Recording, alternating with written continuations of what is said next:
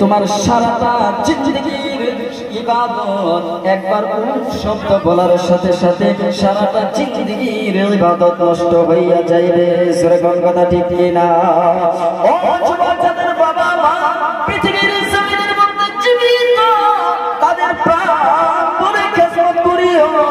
যাদের বাবা মা এই পৃথিবী থেকে বিদায় নিয়ে গেছে রে বন্ধু, পৃথিবী থেকে বিদায় নিয়ে গেছে, এই যে আজকে সকালে আমি বাবার পায়ে হাত রেখে সালাম করে যখন আমি ঈদগার দিকে আসতেছি, মায়ের কবরের সামনে দাঁড়াইয়া দাঁড়াইয়া কিছুক্ষণ সময় কাঁদলাম, মনে মনে ভাবলাম পৃথিবীর এই প্রান্ত থেকে অপর প্রান্ত পর্যন্ত খবর নিয়ে যায় মোবাইলের মাধ্যমে, ইন্টারনেটের মাধ্যমে।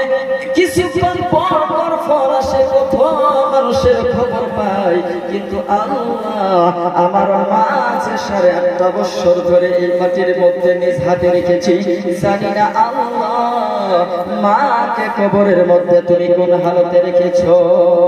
আমার দুইটা চোখ বেয়ে পানি পড়তেছে।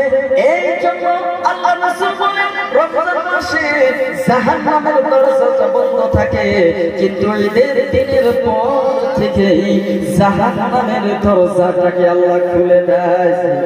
নাউযুবিল্লাহ। আল্লাহ জানে না মাকে তুমি কবরের মধ্যে কোন হালতে রেখেছ। আমার বাবাদের আমি বলতেছিলাম, ওই যুবক মায়ের সঙ্গে ভালোই ব্যবহার ছিল, কিন্তু বিবাহ করার পর ওই যুবক বউয়ের কথা শুনে, নিজের স্ত্রীর কথা শুনে আপন মায়ের সঙ্গে খারাপ ব্যবহার করা শুরু করে দিল। নাউযুবিল্লাহ। হঠাৎ করে এরকম খারাপ ব্যবহার করতে করতে করতে করতে একদিন ওই জনমুখী মা বৌমার কাছে বলল, বৌমা রে